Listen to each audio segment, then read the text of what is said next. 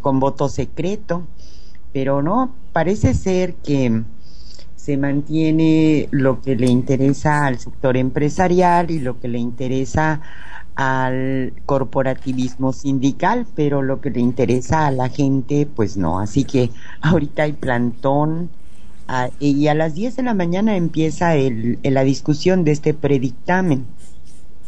A mí me llamó la atención que la participación de las gentes del movimiento progresista, los diputados que llegaron a este escaño por el voto de las gentes que apoyan a López Obrador, pues se mantuvieron en contra de este tipo de cambios que afectan a los trabajadores, a pesar de que anteriormente ya habían dicho el representante de los diputados del PRD que no, que sí le entraban, pero parece ser que sí está pesando la opinión de la gente, aunque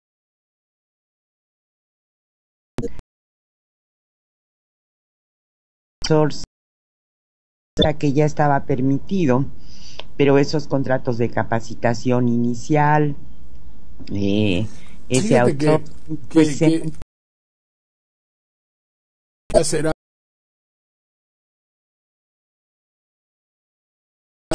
tan gratuito, tan inútil es la palabra, el hecho de que en México las cosas no se arreglen verdaderamente desde la raíz de donde deben arreglarse. Si México fuera un enfermo, obviamente que tendría que estar totalmente muerto.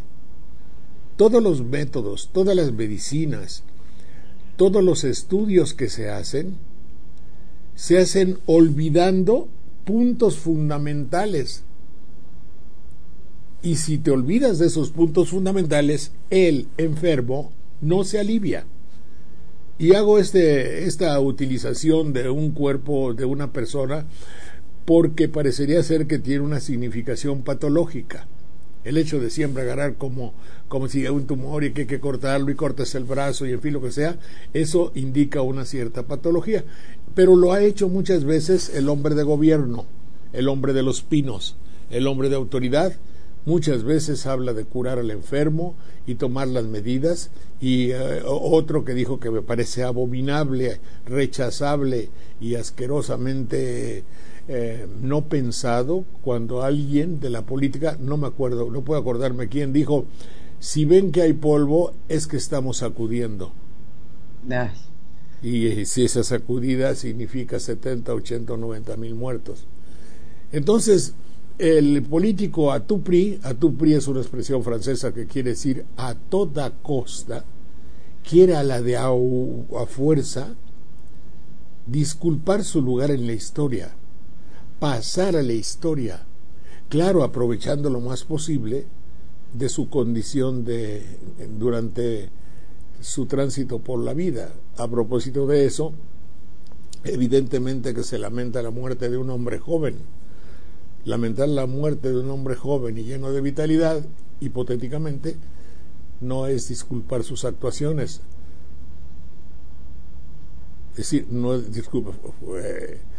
Un hombre de política forma parte, el hombre es y su circunstancia, pero no deja de ser hombre. Apúntale, el hombre es y su circunstancia, pero no deja de ser hombre.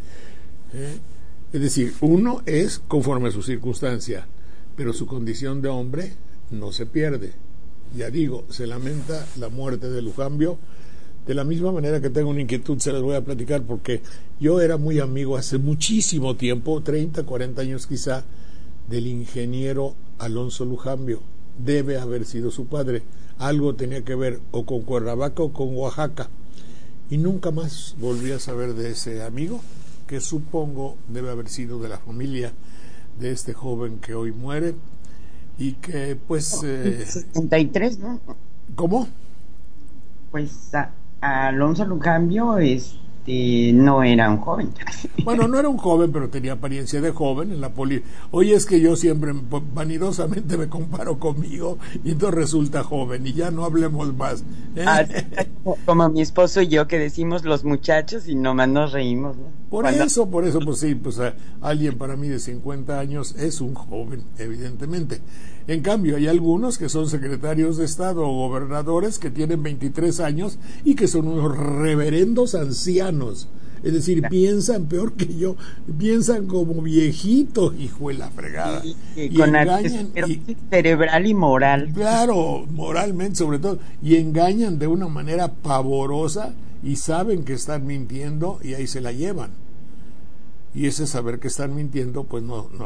Es decir, tendría yo que explicar, mi querida Mona Lisa, por qué soy tan reticente para las lucubraciones, estudios, discusiones bizantinas a veces. Búscame qué es una discusión bizantina, que es muy complicada, sí, que no lleva a ninguna parte, en las cuales se manifiesta el hecho de querer hacer las cosas y dar muchos argumentos. Aquí su servilleta de ustedes tengo el récord Guinness. El récord Guinness mío es más de 50 años de trabajador eventual. A mí no me van a contar nada de las relaciones patronales y laborales. Nunca.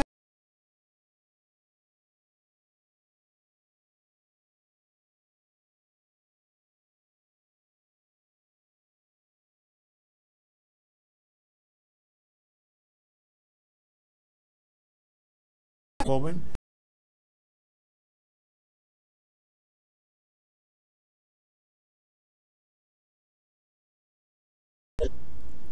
Y nada más. Me acuerdo de una sola vez que llegué con unas copas al programa a las 12 de la noche y que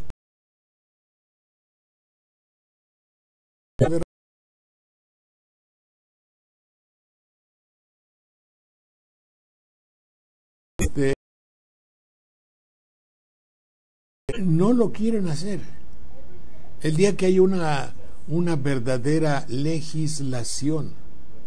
Yo nunca he podido pertenecer a un sindicato y son los mismos sindicatos los que me han rechazado. ¿Por qué? No lo sé. Nunca he tenido un contrato de trabajo normal como trabajador. Nunca me ha supervisado la liga esa de comunidades laborales, no sé ni qué cosa es. Tuve que demandar alguna vez, tanto fue así la ofensa, la degradación y la prepotencia de Radio Fórmula que los tuve que demandar. Una vez, como en 10 o 12. La otra he trabajado 14 años, me parece, gratis. Y de los 15 en la televisión mercantil al principio y 20 en la televisión estatal, ni las gracias. Entonces, ahora también me dicen, oye, es que tú cotizaste al Seguro Social, sí, que tienes 15 cuántas semanas, pues órale, a ver, pero llegar ahí a una de líos, no, por favor. No, pero en el hecho de que vaya uno ahí a pelear contra el que tiene su prejuicio, está preestablecido todo, no es posible. Así es que, ahora, ¿cómo le van a hacer? Va a haber una ley apegada a justicia, a las normas y a todo. ¿Y el sindicato corrupto? O los dos sindicatos, el corrupto y el no corrupto, vamos a beneficiar de la idea, para no ser tan mala leche completamente, que hay en una institución laboral dos sindicatos, el corrupto y el no corrupto. Ayer me dice uno que tuvo que ir a hacer mi mandado, dice una señorita, le dice a la otra, dice, fíjate que quiere el patrón que me vaya yo a las 11 de la noche. Dice, pero nada más me da 60 pesos y mis camiones me cuestan 80. Y eran como las 6 de la tarde. Digo, así son todos, ¿verdad? Sí, hay, oiga usted, pero que no me vayan a ver y vámonos, y que se va. ¿Me explico? Entonces, sí. En esto de la laboral hay dos cosas. Somos de mala leche, tanto como patrón cuanto como trabajador. Las últimas personas no llegaban, no tenían interés, rompieron una máquina. Y tuve que darle su gratificación, porque de mala leche, de venganza, porque al de arriba hay que joderlo. En la otra, estoy contando lo que me decían a mí, y estoy contando lo que quizá involuntariamente yo haga, que no tengo también así unas pelotones de empleados, pero en fin. Así es que lo primero es purificar a dos sectores del fenómeno laboral, el patronal y el trabajador. Mientras no se purifique, se haga noble, se haga transparente, mientras el de abajo no quiera joder al de arriba impunemente y con mala leche y por venganza, y el de arriba no piense que es una esponja explotable que hay que exprimir al de abajo, no va a suceder nada, va a suceder que va a haber la misma corrupción. Y claro, si hay una ley que pueda beneficiar al de arriba, bueno, estamos en la época. No, y además otra cosa que también las autoridades del trabajo participan en esto. Ganar mucho dinero. Porque imagínate tú, el criterio es, tú vas a entrar aquí de vendedor, tú vas a entrar de trabajar, vas a tener una hora, te vamos a... y vendes. Y vendes. El hecho de que un trabajador venda lo ubica inmediatamente en el ámbito de vendedor de la empresa. Ya al patrón aquel le vale madre lo que ese señor diga. Si tiene 5 anuncios que le van a redituar 25,000 o 30,000 o 40,000 pesos por esa hora y le va a dar el 15% o el 7 o el 10%, él se va a quedar con un 60 o 70%. Ese señor ha evitado y le ha dado vuelta y se ha pasado por el arco de triunfo a la ley fundamental del derecho de los trabajadores mexicanos, al grito de guerra. Le valió gorro. Aquel se está haciendo su nicho de trabajo, su ámbito de trabajo, está siendo vendedor, está haciendo un trabajo, está comprando ese trabajo, se está quedando con un poquito del dinero de ese trabajo y el patrón está engordando. Ahora, ya no queremos que estés en el programa porque tu programa no corresponde a mi ideología. Chao. O ni siquiera, vete. Te mando decir vete. ¿Qué va uno a ir ahí a la junta de...? No. ¿En serio, no? No. No, porque el de la junta no va a hacer nada, el otro señor abogado va a ser comprado, no siempre, pero algunas veces, el otro, en fin, lo van a dar vuelta y vuelta y vuelta y vuelta hasta que te canses. No hay la voluntad de hacerlo, porque las dos partes fundamentales de ese mecanismo del laboral trabajador no están bien.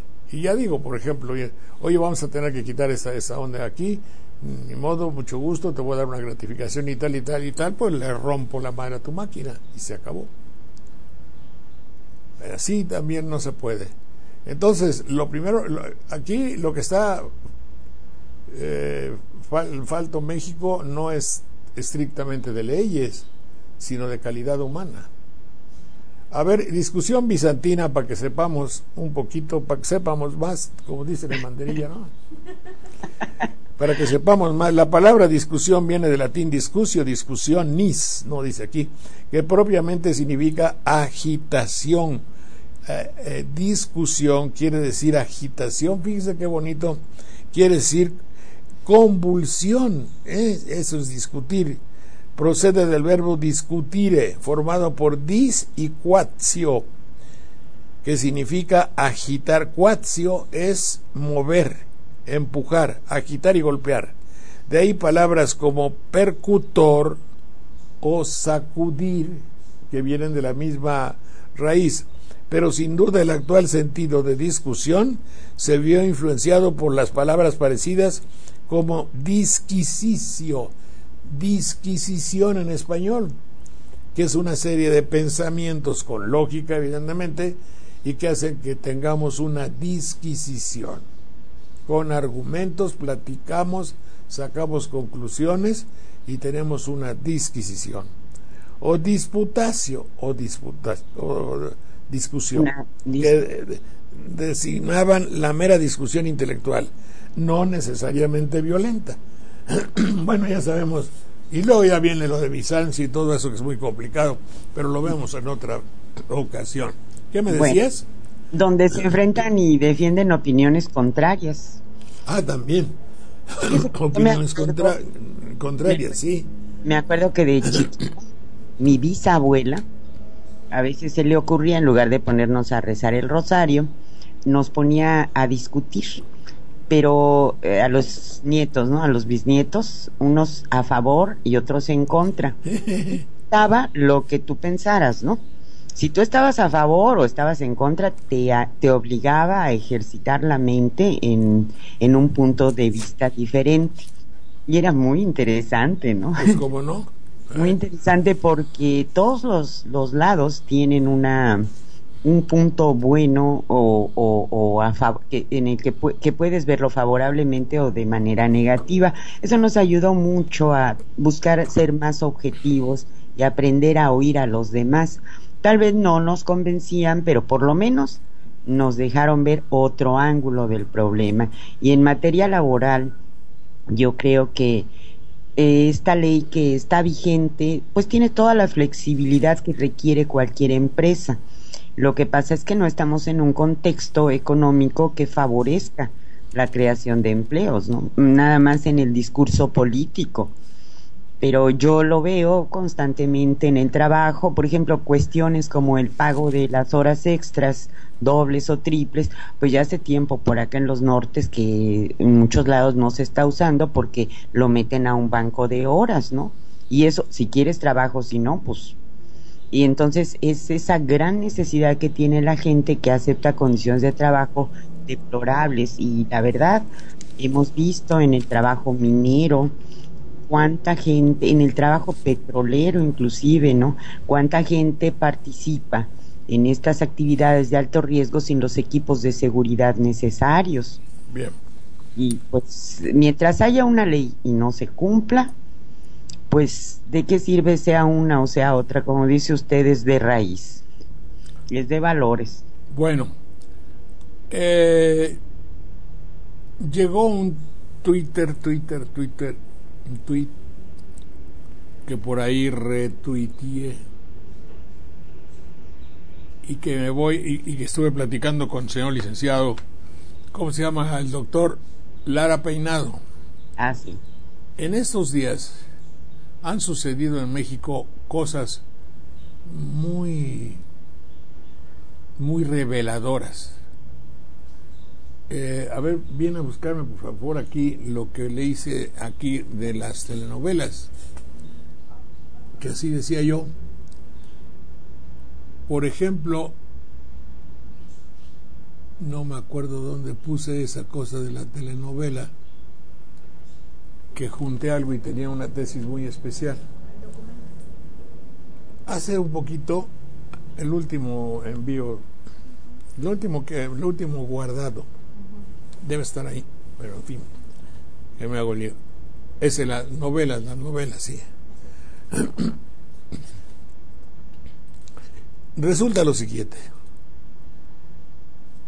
En el Estado de México ayer, en la calle, había un anciano, creo que con 2 perros. Llegó la policía, tomó un perro, lo lazó, lo jaló, estrangulándolo, o por lo menos se intuye que así fue. Sí. Y al anciano le cayó encima y con lujo de fuerza se lo llevó. La gente medio protestó, pero finalmente creo que se lo llevan. Se ve mal que en una ciudad que se hacen todos los esfuerzos por tenerla limpia haya un pordiosero en unos cartones con 2 perros. Argumento número 1. al policía le dicen cumple con tu deber. Y pues eso, está pidiendo su limosna, se agasaja y a pesar de la protesta tibia de la gente, se lo lleva. Pero eso a mí se me hizo indignante, señor Saldaña. Pero espérate tantito. Estamos hablando de la limpieza de una ciudad. Entonces viene a mi mente cuando Jesús caminaba por los campos de Banderilla, o de dónde eran, de Getsemaní, Genezaret, o donde haya sido, y veía a aquellos que estaban rezando y que se la daban de muy santo, decía, sepulcros blanqueados, porque vosotros estáis viendo y os ocupáis del exterior de la tumba y no veis la podredumbre de adentro, cuño. Es seco. Claro que el anciano hace mal visto, pero nadie se pone a examinar que es el mismo sistema económico, que es el mismo sistema de corrupción gubernamental la que provoca que el anciano no tenga una asistencia adecuada, a pesar de que se pregone a los cuatro vientos el seguro popular y el cariño inconmensurable que todas las primeras damas, las segundas damas y el titular de cualquier poder tiene para inaugurar a la casa del anciano la atención que se le brinda. Es decir, ese sepulcro blanqueado no quiere decir nada. Quiere decir que están actuándose de una manera exterior, artificial, trivial. No se están arreglando las cosas del país. No importa. Lo que importa es lo que parezca, no lo que sea. No les importa que la ciudad esté limpia por fuera y por dentro más que todo. Lo que les importa es lo que vaya a filmar el reportero, quizá. ¿Qué significa eso?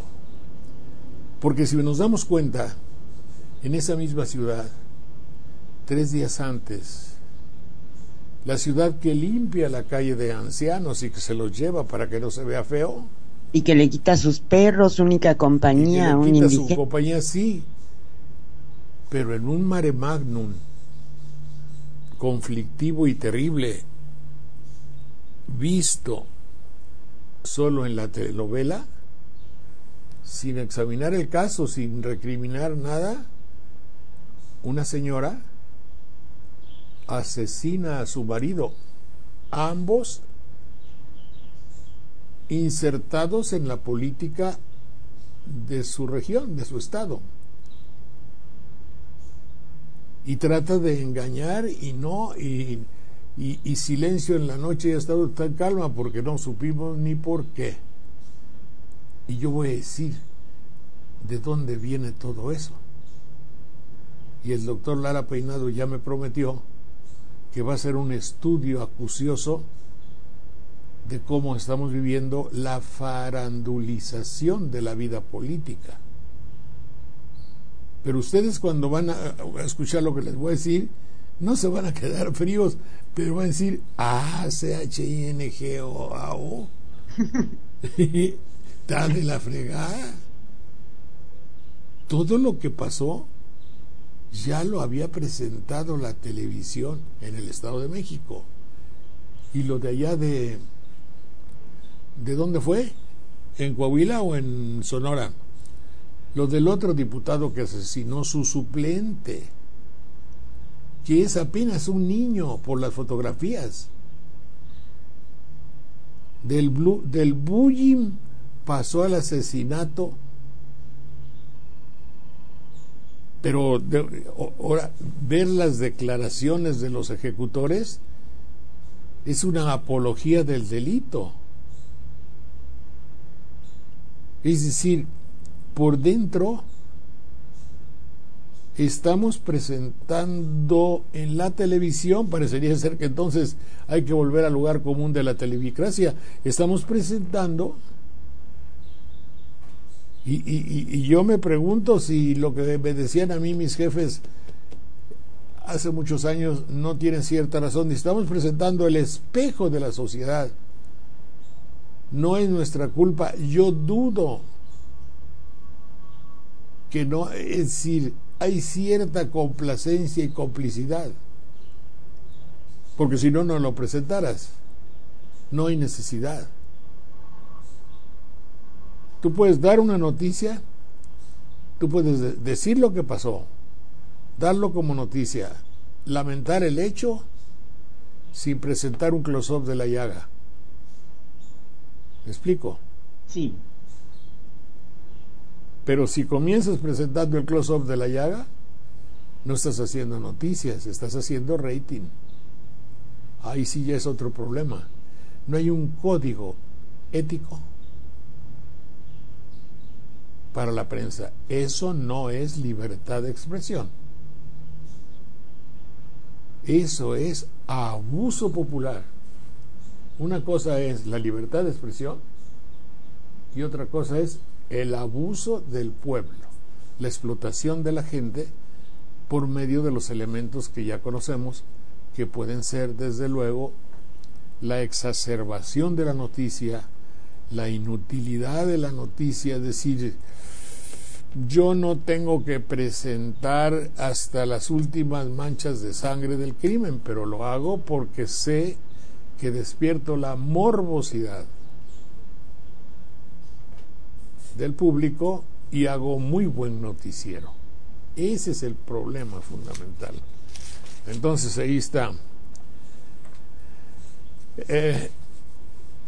Hace como 3 o 4 meses partimos de la base de que el viejito en la calle afeaba y por eso le cayeron encima a los policías, arrastraron su perro, porque ahora otra nadie ha querido hacer. Yo también les digo algunas veces, me mandan por un reverendo oleoducto cuando les digo, oye, cambiemos de lenguaje con el cual la autoridad se dirige al pueblo.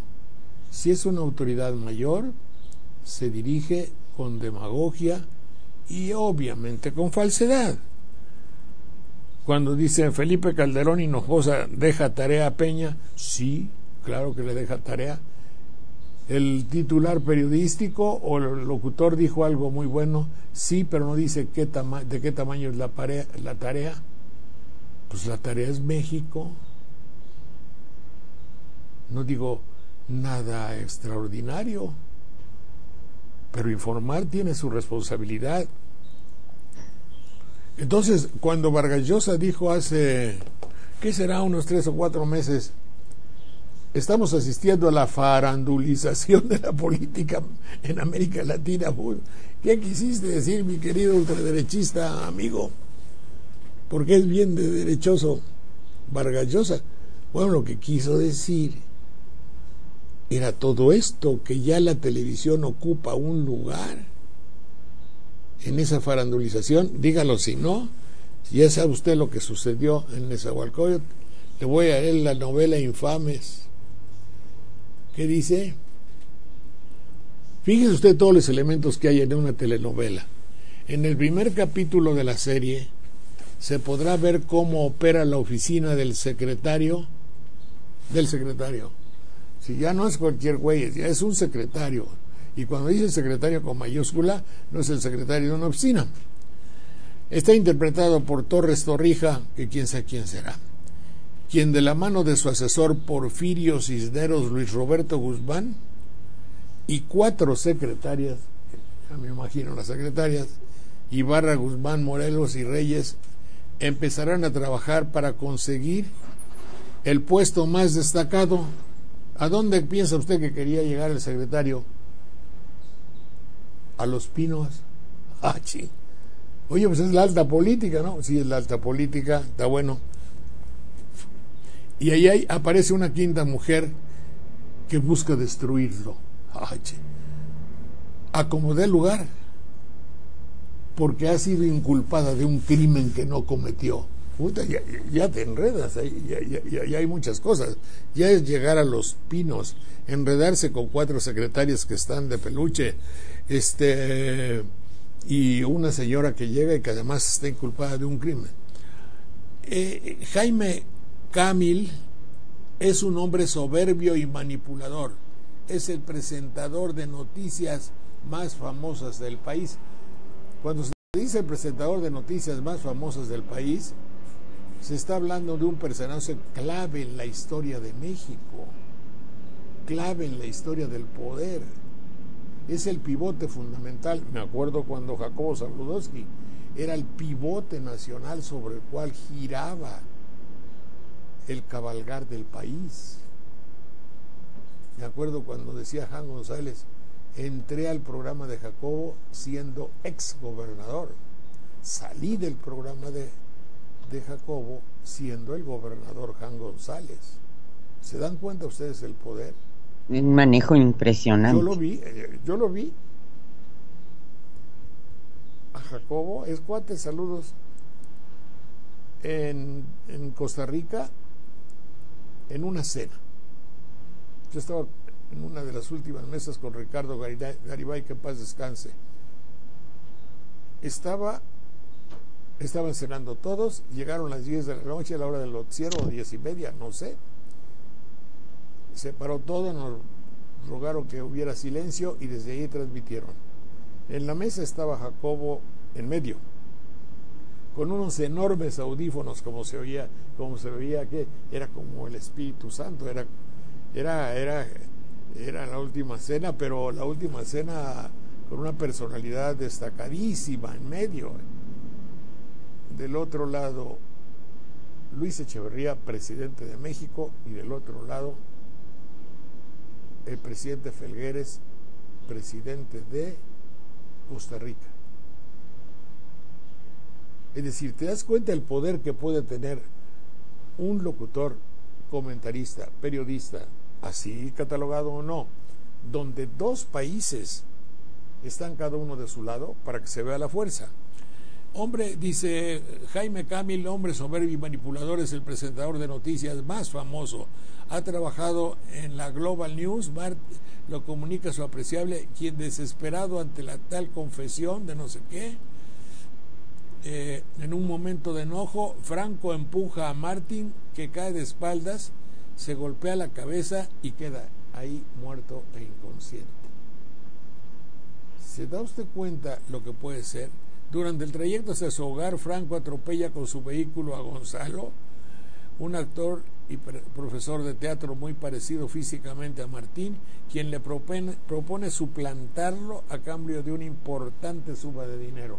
Lo que pasó allá: tú lo matas y yo te doy lana. Solo delante de la cámara, tú vas a ser ante la cámara. Martín es homosexual y su pareja es Tomás Arana, excelente José Ron, hijo del dueño del canal, mientras que Sol, muy bien y más bella que nunca, Ludwika Paleta, mantiene un romance con Diego Planes. Gonzalo se enamora de Sol y trata de acercarse a ella, pero es rechazada por una supuesta esposa que sabe Martín. Crimen, homosexualidad, ambición, traición. ¿Qué hubo en estos dos? Yo lo veo en grosso. No me digan que fulano de tal de allá o que no de acá. Yo digo, lo que ha sucedido en nuestro mundo actual, es decir, porque que un muchachito de 25 años diga, oye, yo quiero ser ¿cómo se llama? Diputado, pero mi amigo con el que hice la campaña me estorba. Entonces vamos a tomar una fantasía mágica criminal, es decir, perversa. Dime si no es la farandulización de todo esto. Pasó expresamente, inadvertidamente, porque entra en la telenovela y no sugiero en absoluto nada de la vida real. cuando hay elementos de homosexualidad que no nos toca a nosotros decir, pero sí los de crimen, porque en este caso hay 4, 5 o 10 vidas destrozadas. Los asesinos, 2. Los muertos, 2. Perdón, los muertos, los asesinos, los papás de ambos, los hijos de ambos, la familia de ambos, el descrédito para la vida política mexicana, un desmadre. ¿Qué sucede? Es la te faltó, Vargas Llosa, la farandulización trágica de la política. Oye, policía, ¿cómo me vienes a mí? Aquí está el viejito de ahí con sus perros que hace muy mala figura en Pachuca y Toluca, o coño, como se llame. Si el camino está bien cochino. A ver, ¿cómo se explica?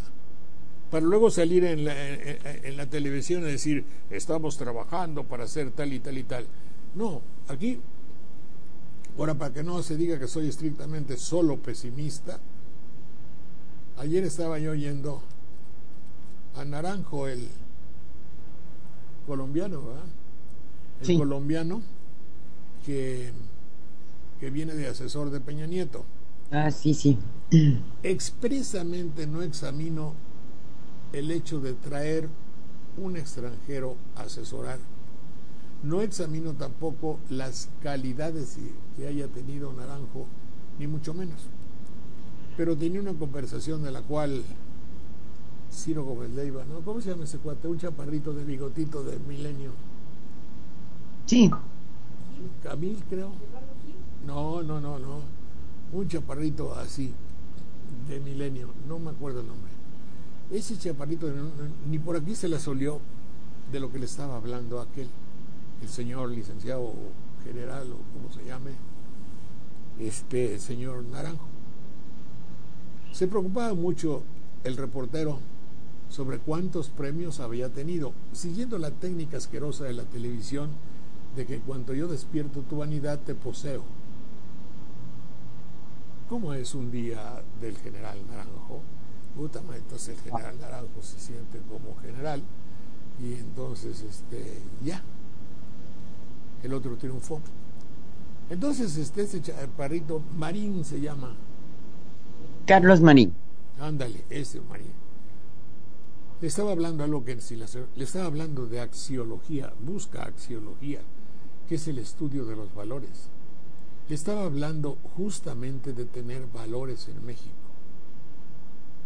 Y parecería ser, bueno, no parecería ser, de una forma estrictamente exacta, y se pueden checar como decís vosotros. Verificar. Se pueden checar los programas. ¿Cuánto no hemos hablado aquí de que lo fundamental para combatir la corrupción es reordenar los valores? La tergiversación, la desmadrización de los valores, el hecho de las prioridades, de darle a las prioridades su lugar correspondiente.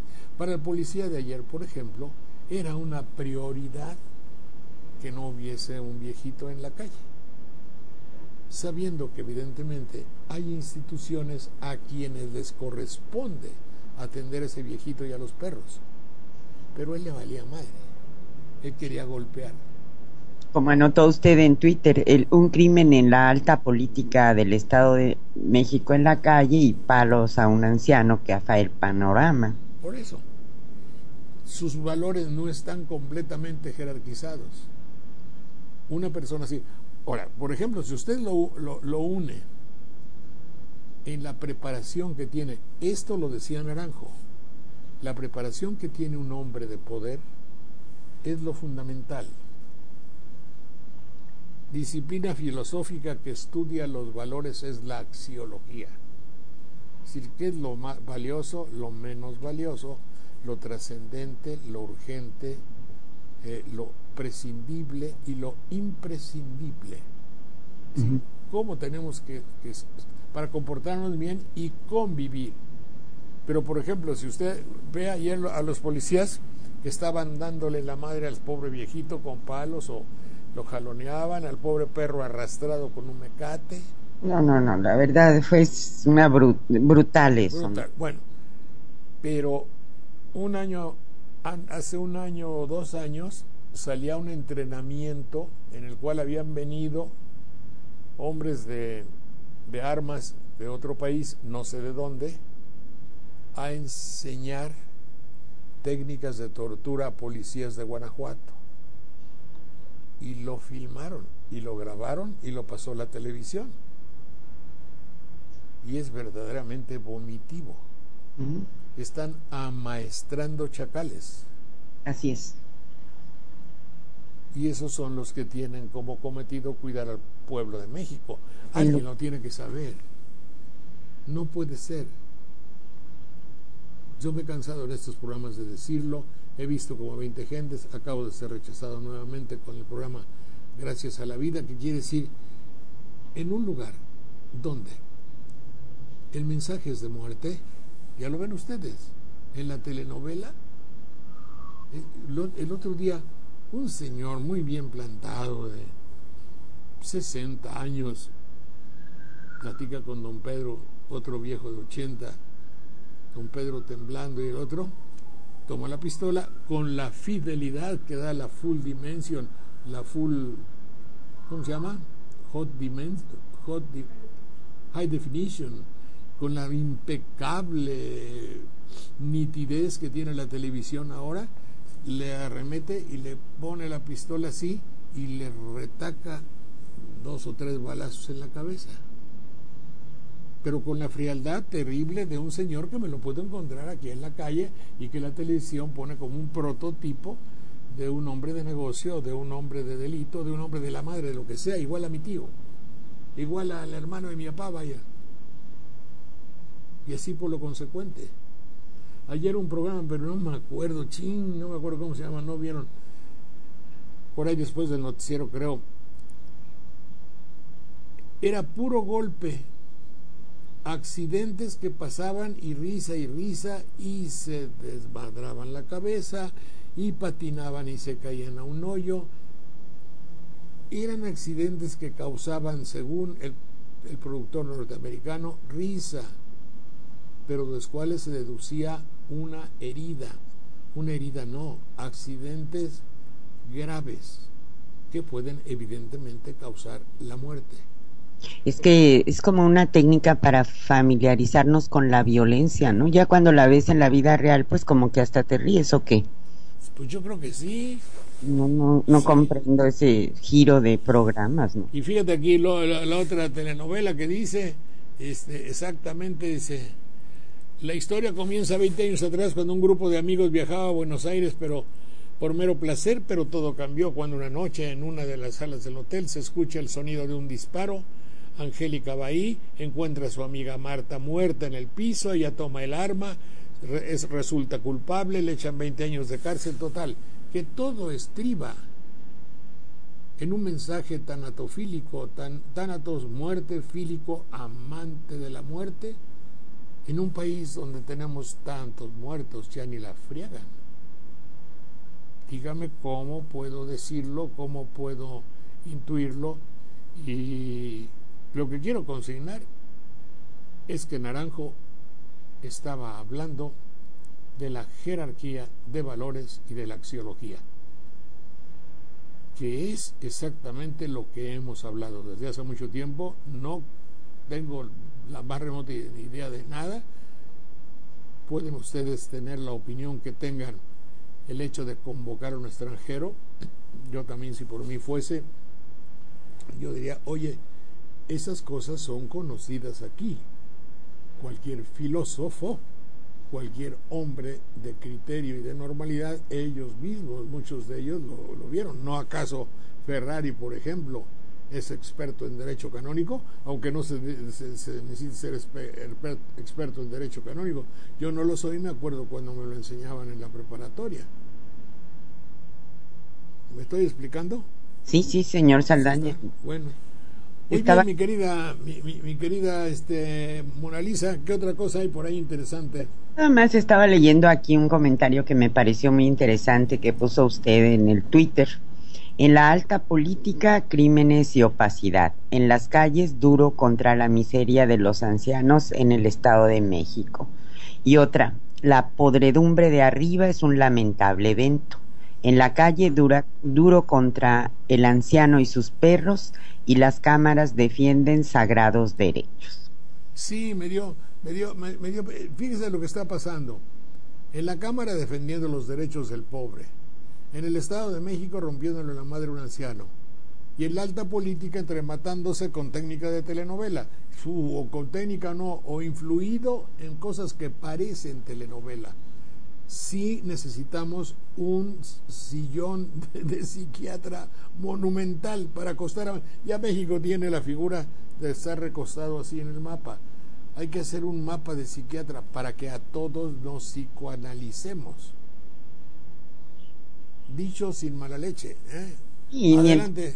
mientras los trabajadores están llegando a San Lázaro para protestar contra la reforma laboral, ahorita ya está la sesión en vivo a través del canal del Congreso y pues hay un centón, ¿verdad? Hay También un centón de Noroña, ¿verdad? Noroña, sí, desde las 8 de la mañana en la puerta 6 del Palacio Legislativo de San Lázaro, y también los integrantes del movimiento Yo Soy 132 han comenzado a llegar a las inmediaciones de la sede legislativa y por supuesto pues están resguardadas con vallas metálicas, ¿no? Todo esto, no pueden legislar en contra del pueblo sin poner sus vallas. Bueno, adelante por favor, vamos a darle las gracias a nuestros amigos. Sí, señor Saldaña, pues agradecemos porque trabajan sin salario. A propósito. A Bueno, propósito, es que no tenemos patrón. no, por Mira, eso. en algo tenemos que pagar el precio de no acomodarnos al país. Así es. Yo me hago esa reflexión. Hay que asumir, es decir, darte cuenta de que tienes que pagar algo por no seguir un rebaño de comunicación. Ayer me decían, oiga Saldaña, le dimos un premio de televisión. Ah, pues a toda madre yo voy porque soy muy vanidoso y voy a ir. Y luego me hablan 2 días antes, ¿cuántos boletos va a querer para la comida? Valen 1,000 pesos. Ya. Oye, no se lo dije, pero ni te voy a decir quién. Eso se hacía en 1950 con los calendarios Azteca de Oro. Y si hoy tienes un calendario, qué bueno, hombre, ¿por qué programa? Por este programa. Sí, la gente está muy contenta porque va a sacar el calendario. ¿Cuántos boletos quieres? Valen 300 pesos. ¿Boletos de qué tú? ¿Boletos? ¿Cuántos boletos te doy? Bueno, pues nada más para mi acompañante y para mí. No, cuatito, hay que comprar 10 o 12 boletos. No era premio, era trinquete. ¿Me explico? Todavía, fíjate que sigo igual, lo cual deduzco que la libertad de expresión y toda esa madre sigue siendo igual. No, y yo creo que aquí todos estamos porque no nos da la gana que hagan lado al señor Saldaña, ¿no? Ni nos informen lo que ellos quieran que sepamos. Está bueno, adelante. Desde... Di a nuestros amigos que se cuelgan de nosotros. Sí, estamos desde México para el mundo en la nuevarepublica.org, en radio y televisión, en notipoemas.com, en Radio AMLO TV, alcalorpolitico.com, radiopoderciudadano.mx, que arrancamos estas transmisiones todos juntos, lagaceta.org, ciudadanos.com.mx, pocamadrenewswordpress.com, Open Magazine Info, La Fatria es Primero Blogspot, byronbarranco.com, jovenesconorona.org, La Revoltosa DF Blogspot.com, radioensintonía.com, diariolibertad.org.mx, Grupo Notimedia y sus 23 estaciones de FM en Chiapas, coberturaciudadana.com, Frida Guerrera Blogspot, Víctor Hernández en Los Cabos, y más allá de nuestras fronteras estamos en la red Puente Sur. Un saludo a Andrea Venezuela, estamos en la Radio del Sur con sus 8 estaciones, en Táchira, en Santa Teresa en el 92.5 FM, en corresponsalesdelpueblo.org, Radio Daniel Biglietti, en Uruguay estamos en Montevideo en el 105.3 FM, en Radio Amanecer en Artigas en el 92.7 FM con su red de 7 radios, en Nueva Helvecia Colonia en Radio Es FM, en Ecuador en Radio Super K El Carrusel, La Prensa y el Telégrafo en Tegucigalpa, Honduras, en el 1015 AM en Radio Gualcho, y en Palma de Mallorca, España, en Radio Contrafarsa, que por cierto, hoy también en España hay un gran número de manifestaciones ante el Congreso. Pues son las personas que nos retransmiten. Había quedado usted de leernos algo, algunas frases de porjoder.com. Bueno, entonces por joder.com ahora voy a leer mi libro. Aquí está mi libro, tómenlo como publicidad. No, ni es cierto, pues ya se terminaron las impresiones. Voy a ver si hago otra. En la página X 62 dice: son como chistoretes, así como el filósofo de Güemes, no más que yo de banderilla. Dice: cuando te alegras de tus triunfos en política, es como si te pones contento por haber adquirido a buen precio un carro que sabes que es robado. Pues sí te están elogiando porque les conviene o porque pagaste. Es común que en México un político cambie de partido con la sola condición de que este cambio lo beneficie personalmente. Es la definición exacta, véanlo en el diccionario, de un mercenario de la política. Bueno, tu permanencia en el poder va en razón directa de la ignorancia de tu pueblo. Coño, hasta a mí me gustó, fíjate, entre el pueblo sea más ignorante, más me mantiene en el poder. En el caso de que el pueblo se diera cuenta, vas para afuera. Son pensamientos mundiales, no dirigidos a México, No, nada que ver, nada que ver. Cuando Jesús, en su incomprensible declaración, que dice: el que no está conmigo, está contra mí, Jesús dictó sin saberlo el principio que rige el pensamiento del hombre de poder mexicano. El hombre de poder mexicano sí dice: si no estás conmigo, estás contra mí. Y eso se llama dictadura. Bueno, ese se llama porjoder.com. Gracias. Ay. Mucho gusto saludarte, mi querida Mona Lisa. Hasta mañana. Igualmente, señor Saldaña, pase muy bien. Pues estamos también transmitiendo en vivo la sesión desde la Cámara de Diputados, así que si quieren sintonizar una producción de los medios por internet para mantener en su espacio a tan importante comunicador. Es una cosa, estoy hasta la madre de tanta demagogia, de tantas entrevistas y tanta inseguridad. ¿Sabes una cosa?